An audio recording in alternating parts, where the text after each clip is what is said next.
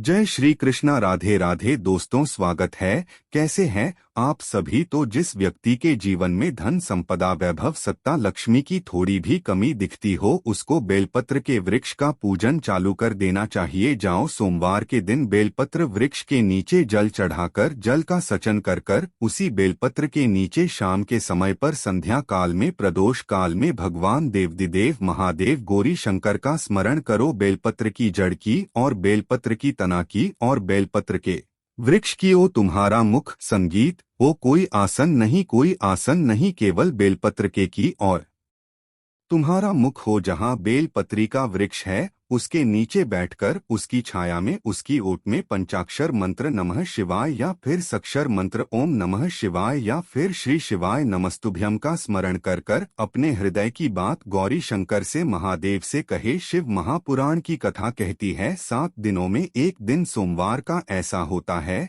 जिस दिन 33 कोटि देवी देवता बेलपत्र के वृक्ष के नीचे बैठकर भगवान शंकर और पार्वती का स्मरण करते हैं और शिव पार्वती उनकी झोलियां खुशियों से भरते हैं। देवता भी जिनका भजन कर रहे हैं वह बेलपत्र के वृक्ष लक्ष्मी मां लक्ष्मी भी बेलपत्र के वृक्ष के नीचे निर्विराजमान होती है।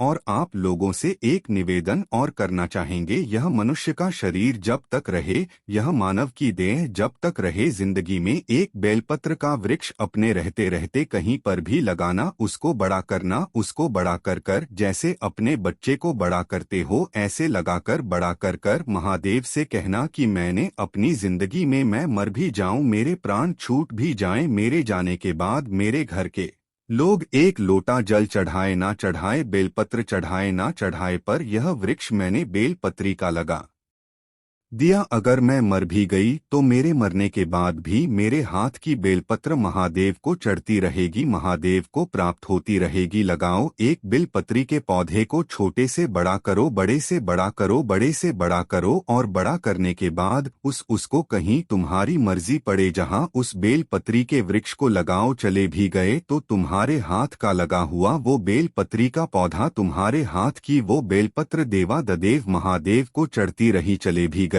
तुमने कोई प्याऊ बनवाया मंदिर में नहीं बनवाया, तुमने कोई भोजनशाला चलाई मंदिर में नहीं चलाई, तुमने कोई दीवाल बनवाई मंदिर में नहीं बनवाई, तुमने कोई प्राण प्रतिष्ठा करवाई मंदिर में नहीं करवाई, तुमने कोई अच्छा कार्य करा जीवन में करा कि नहीं करा पता नहीं, पर एक अच्छा कार्य कर जाना। अपने हाथ से एक बेलपत्र का पौधा, एक बेलपत्र का वृक्ष बड़ा कर लगा कर जाना, जिससे तुम्हारे जाने के बाद भी वो बेलपत्र महादेव को चढ़ती रहे, किसी शंकर भगवान के मंदिर में चढ़ती रहे। चढ़ेगी तो शिव पर ही चढ़ेगी बेलपत्री और कहीं चढ़ती भी नहीं, और बेलपत्र कहीं काम आएगी भी नहीं, आएगी तो शिवालय में काम आएगी। और उस बेलपत्र की महत्वता को दुनिया के लोग जब जान जाते हैं तो शंकर जी के ऊपर चढ़ी हुई बेलपत्र एक भी बच नहीं पाती, वो लेकर घर चले जाते। आज के जमाने में एक माता बेलपत्री चढ़ाती है तो दूसरी इंतजार में पल्लू लेकर खड़ी मिलती है। चढ़ा मैं उठा लूंगी,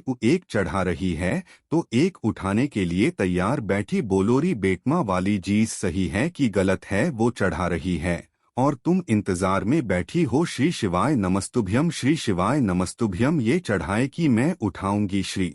और इसने बस बेलपत्री चढ़ा के पूजन वगैरह करी और पूजन कर इसने प्रणाम करा, श्री शिवाय नमस्तुभ्यम ये भी बोली और बोलते से बच यूं घूमी, इतनी देर में तो गाया। अब जो घूमी उसने पलट कर देखा तो उसको लगा महादेव ने मेरी बेलपत्री स्वीकार कर ली। उसको क्या मालूम था बाजू में जगदम्बा खड़ी थी, ले गई। अब दुनिया के लोगों को मालूम पड़ गया कि बेलपत्री का एक पत्ते का महत्व क्या, बेलपत्री के एक पत्ते का महत्व क्या। तो आज का वीडियो यहीं खत्म, मिलते हैं अगले वीडियो में। धन्यवाद।